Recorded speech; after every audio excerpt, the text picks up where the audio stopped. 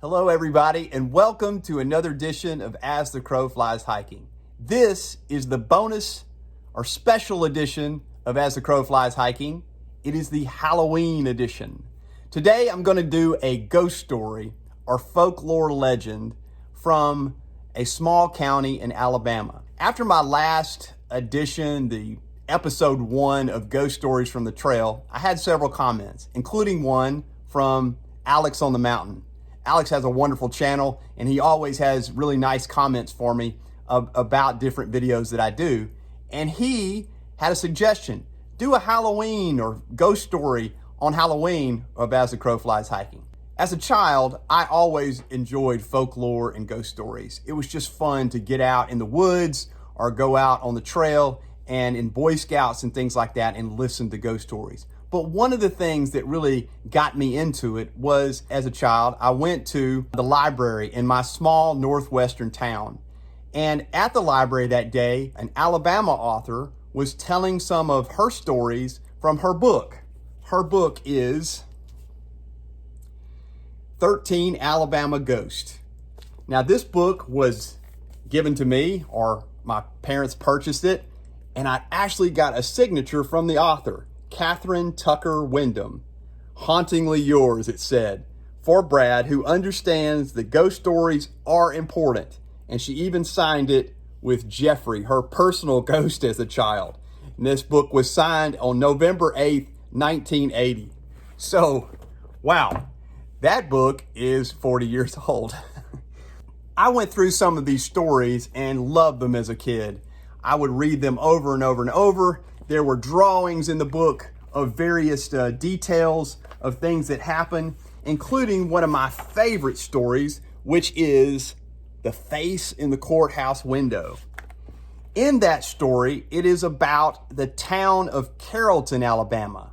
Carrollton, Alabama is in Pickens County in the western portion of Alabama, right against the Mississippi border. In that town, it has a lot of tradition related to the Civil War and this particular story. The legend tells that around 1864 or 1865, in Wilson's raid, one of the Union soldiers that came through Alabama and the South, that the Carrollton County Courthouse and jail was destroyed by fire from the Union Army. Now, some 8 years later or so, the townspeople in Carrollton rebuilt the courthouse. They built it back, even though during the Reconstruction area of the South, there wasn't a lot of materials and things to rebuild buildings, but the town was very proud that they were able to rebuild this courthouse. But then, a couple of years later, the courthouse burned down again. Now, the town people believed that that was by arson, and so they started an investigation to find the person who had destroyed this courthouse that they were so proud that they rebuilt. A year later or so, the sheriff arrested Henry 𝖶ells. Henry 𝖶ells was an African-American man who was a freed slave after the Civil War, and by the accounts of the folklore, he was supposed to have a temper. Some say that he had a razor all the time. Some say that he had a firearm in different reports. I don't know what is true, but whatever happened, the sheriff arrested him. Now, the evidence seemed very flimsy to me by reading it. It just so happens that he was in or around the courthouse on that particular day and then was arrested. That shouldn't be able to stand up in court, but this was the post-Reconstruction of the South, and the inequalities were bad in the criminal justice system. Therefore, he was arrested by the sheriff. Because there was no jail, he was carried to the Makeshift Courthouse, which was this building. Now, I traveled out to Carrollton, Alabama, just to see this place and what it looked like. And I saw the building. The building sits in the town square, and a road goes all the way around it. And the building is 3 stories, and on the top is a small, what they call a garret window. It's 4 panes, and on the small right-hand side, there's an arrow that points. Why does that arrow point to that pane? Because of what supposedly happened that night that Henry 𝖶ells was arrested. The sheriff reportedly took Mr. 𝖶ells up to the 3rd floor and put him into that garret area where was a makeshift jail. Then the townspeople heard of the arrest and tried to come in and, without a trial, enforce their judgment upon Mr. 𝖶ells without any evidence and without a evidentiary hearing or a jury trial. Now, Mr. 𝖶ells thought that because of the way the South was at the time, that he was sure to be convicted, and he came up to the window. And at the window, as the report says, he shouted to the crowd that stood below that was trying to execute him, and he said, "I am innocent. If you kill me," and these are the words from the book, "I am going to haunt you the rest of your lives." Well, I believe that came true, because right after that, a storm brewed around the courthouse.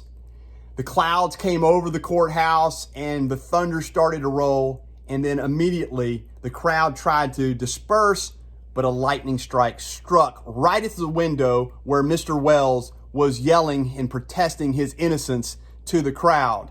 As he stood at the window, the lightning strike struck the window, and then the crowd moved on.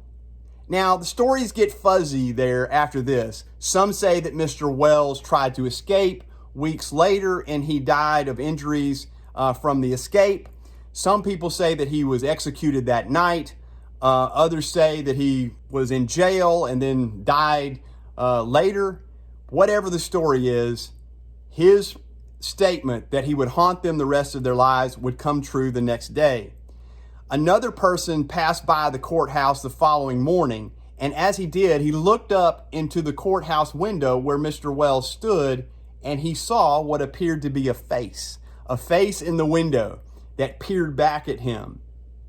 Now, the townsfolk and the sheriff tried to wash the window and do everything they could to get this face depiction off of the window, but they were unsuccessful, and the face remained. Now, the face is still there today. As passerbys go, they will see and look up, and as you can look at it with a camera and zoom in on the lens, you can see clearly something that looks like a face in the window. The folklore in the book, 13 Alabama Ghosts, and the reports that I read online say that some still say on a stormy night, you can hear the wails of Henry 𝖶ells as he protests his innocence, and as that face will move and you can hear him talking and protesting his innocence even more. I don't know if it's true or not, but obviously this has gone down as history, legend, or folklore because people from all over still go to that courthouse today to see the face in the window. In fact, I think now there is a play that's done every year in honor of this story to tell what happened and the inequalities that happened to Mr. 𝖶ells in relation to this story. Whatever the case, I appreciate you guys watching this special Halloween edition, ghost story, folklore, whatever you want to call it, of As the Crow Flies Hiking. I appreciate you sticking around, and I hope that you will subscribe to the channel if you haven't already subscribed, and click the bell notification so that you will get notice of the next video I do. Thank you guys, and I will see you next time on the next edition of As the Crow Flies Hiking. Take care.